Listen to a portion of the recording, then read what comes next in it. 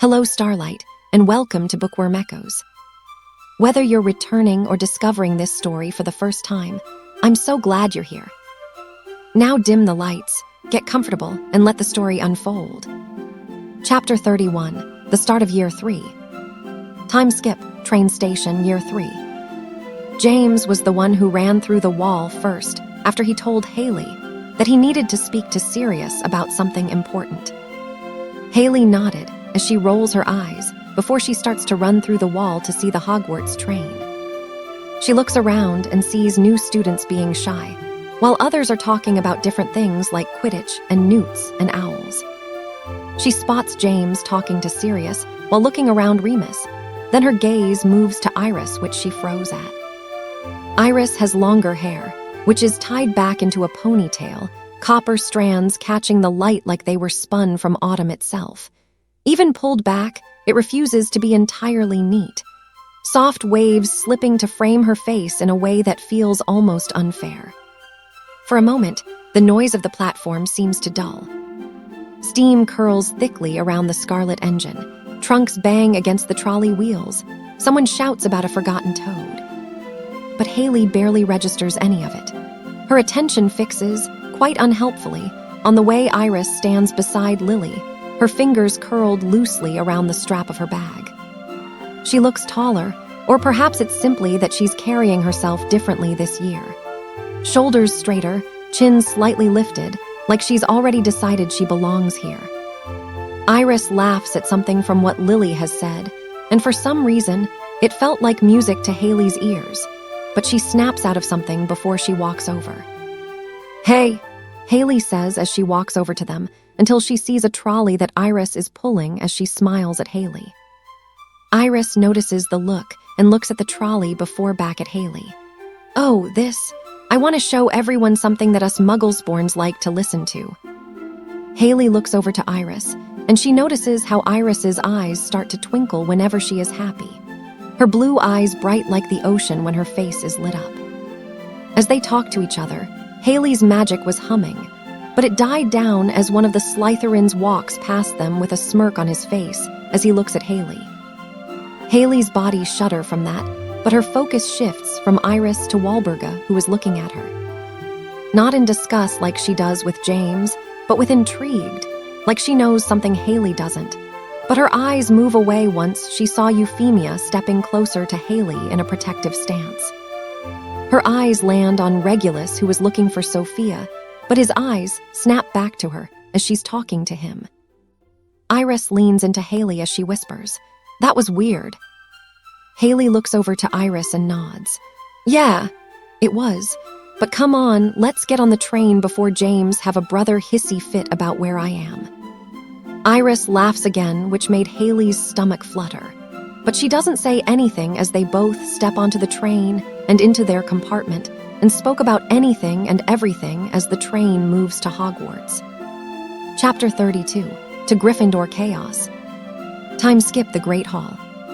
Hayley and Iris walk to the Great Hall after arriving at Hogwarts, talking about the middle of term as they get to visit Hogsmeade. She walks over to the Gryffindor table and sat down next to the rest of Year 3s.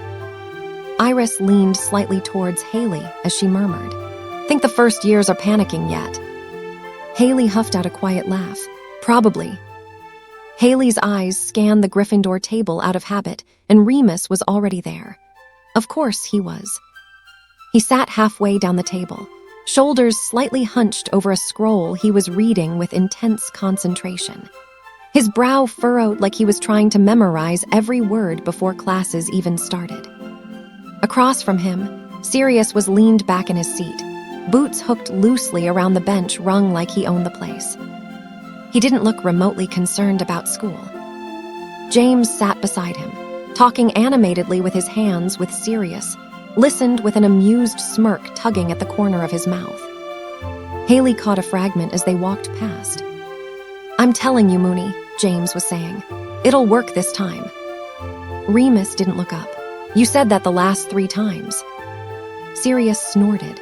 "That's because the last 3 times Prongs forgot step 1. James turned toward him with a glare. "I did not forget." "You absolutely did."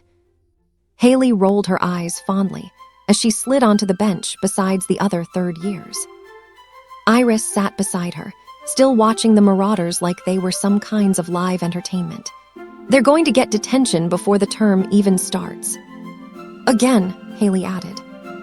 Dumbledore stands up and walks to the stand to start his speech. Welcome to another year at Hogwarts School of Witchcraft and Wizardry. A few scattered cheers broke out immediately. Dumbledore's eyes twinkled. For those returning, he continued, welcome back to another year of learning, friendship, and I suspect the occasional misadventure.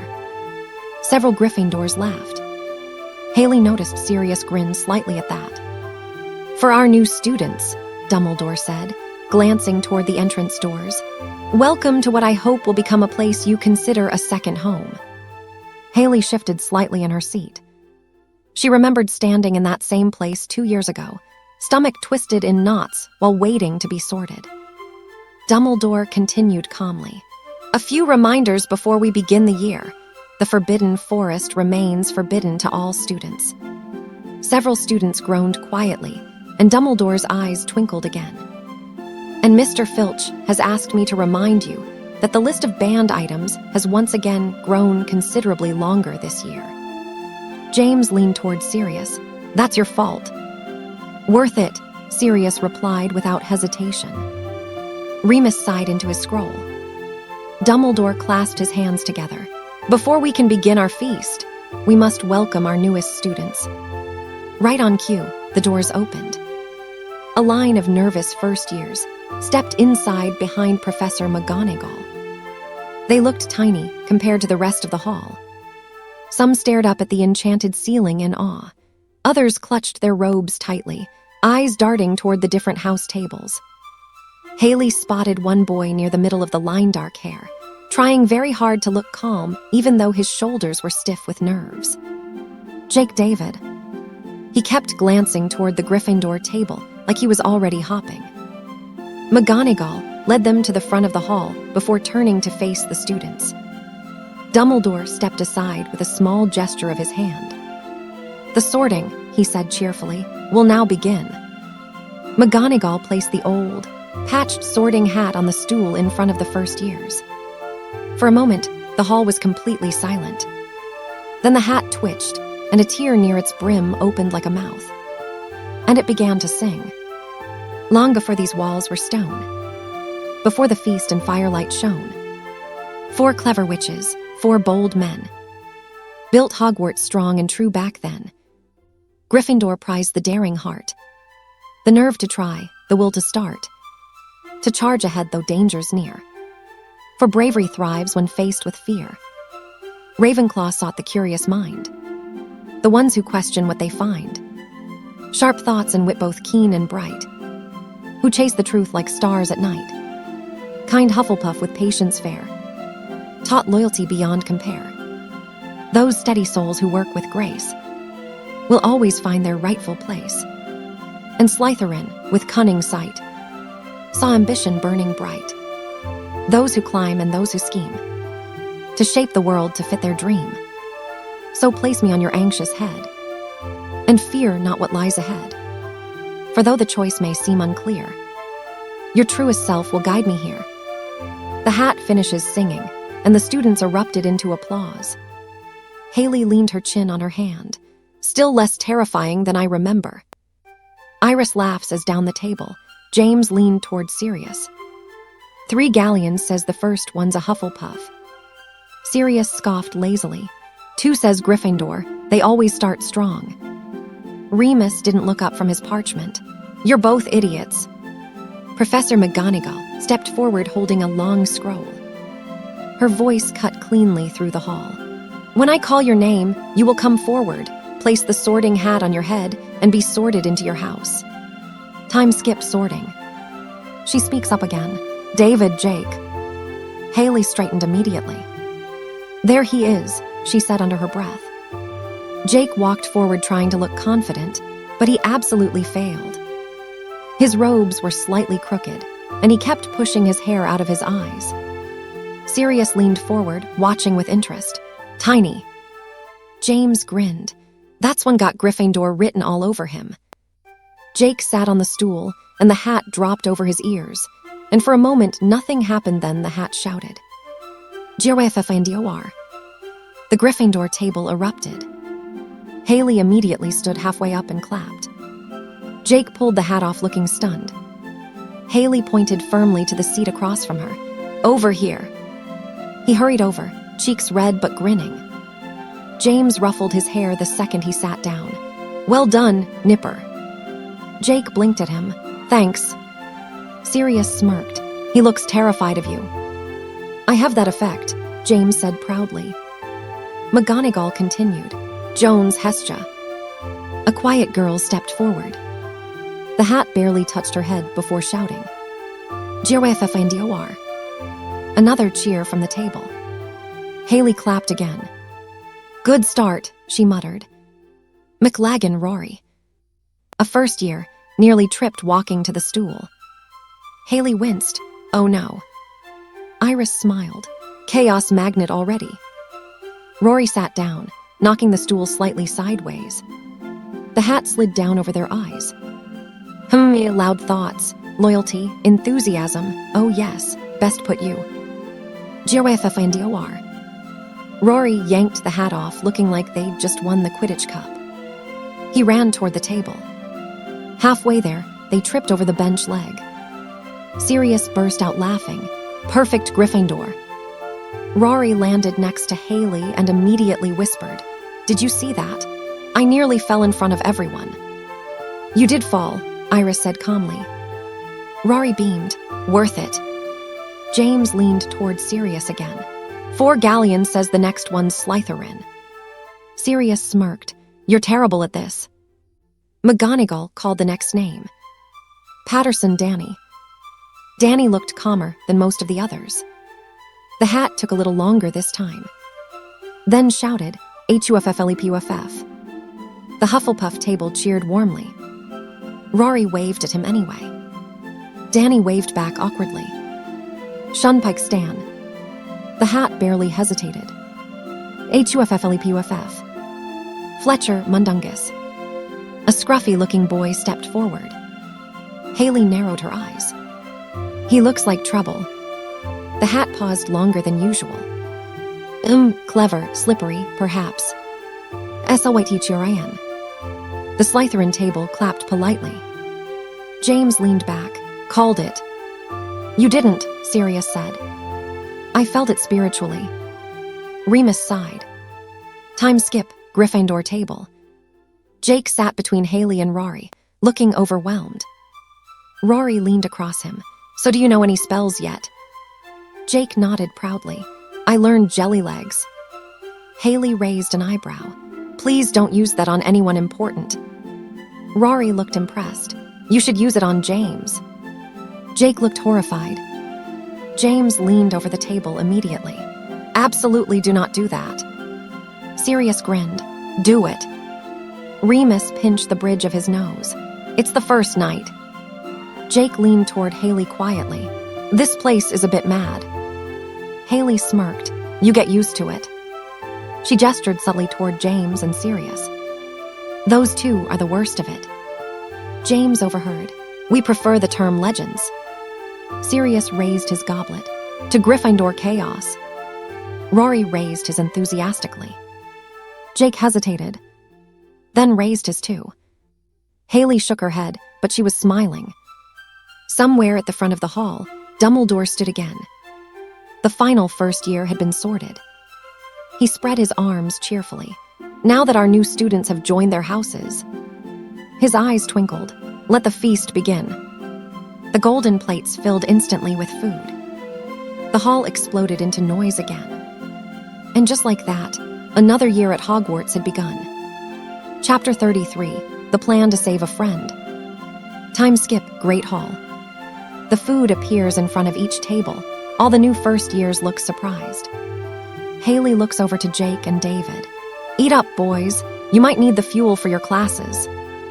Jake and Rory look at each other before nodding to Hayley and starts to grab what they want and starts to eat. Hayley grabs her food and she eats her food.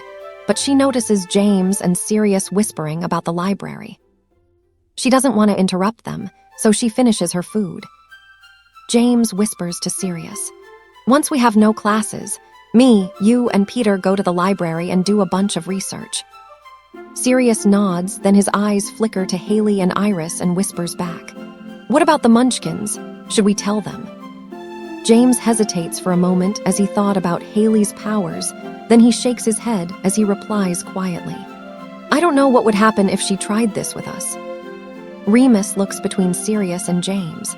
"Are you still talking about?" James glared at Remus and points to Hayley with his eyes, which Remus stops talking, then he sighs. James whispers to Remus, "Yes, because me and Sirius thought that you might need someone to stay, especially during." He looks over to Hayley again, who is speaking to Jake before looking back at Remus. "Your illness." Remus's expression softened with both gratitude and guilt. "You don't have to do that." Sirius scoffed, "Of course we do." Peter nodded enthusiastically. "Friends stick together." Remus looked down at his plate, clearly touched. Across the hallway, Hayley narrowed her eyes slightly. They were definitely hiding something, but she couldn't hear enough to understand it. Iris leaned closer. "What are they whispering about?" Hayley shrugged as she stabbed her toast with exaggerated seriousness. "Probably a prank, which means we'll find out when Professor McGonagall starts yelling." Iris laughed. "That does seem to be their pattern." Hayley smirked. Time skip, history of magic. The third years shuffled slowly into the classroom. History of magic had a reputation, mostly for being the most boring subject in the entire castle. Hayley and Iris took their usual seats halfway back. Jake and Rory collapsed into the desks behind them. The classroom door was closed, which meant only one thing. Iris sighed dramatically. 10 seconds. Right on cue, Professor Binns floated through the blackboard. Hayley blinked slowly. Even after 3 years, the sight of a ghost casually drifting through solid stone was still mildly unsettling. Professor Binns drifted to the front of the classroom and began lecturing immediately. "And the Goblin Rebellion of 1612 remains one of the most misunderstood uprisings in magical history." Hayley rested her chin in her hand. Her quill hovered lazily over parchment. Behind her, Rory whispered, "Is he ever exciting?" Jake whispered back, "I think he died from boredom." Hayley snorted quietly. Iris kicked the leg of her desk to stop her laughing.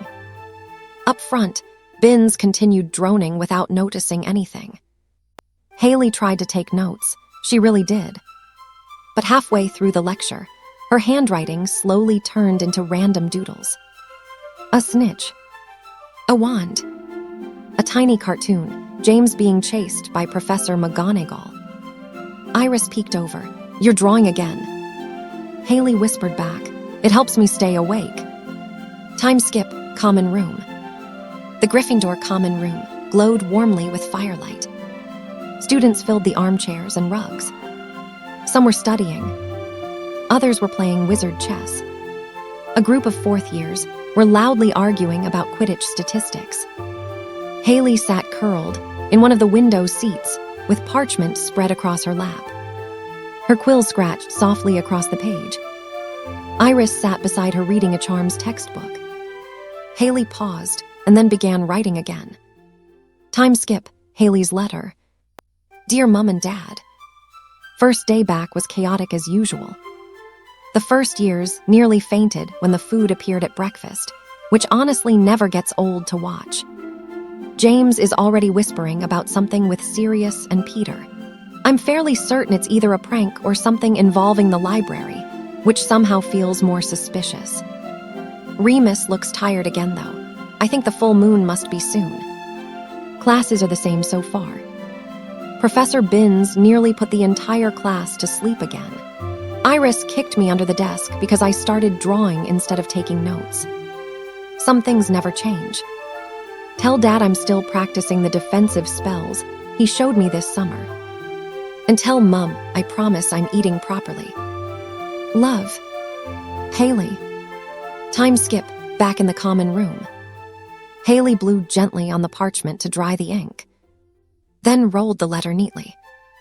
Iris looked up, writing home. Hayley nodded. Figured I should before James inevitably blows something up. Iris smirked. That's optimistic.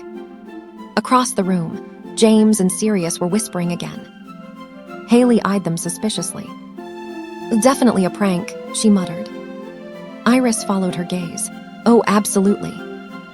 Neither of them noticed Remus watching the fire quietly, or the determined looks James and Sirius exchanged.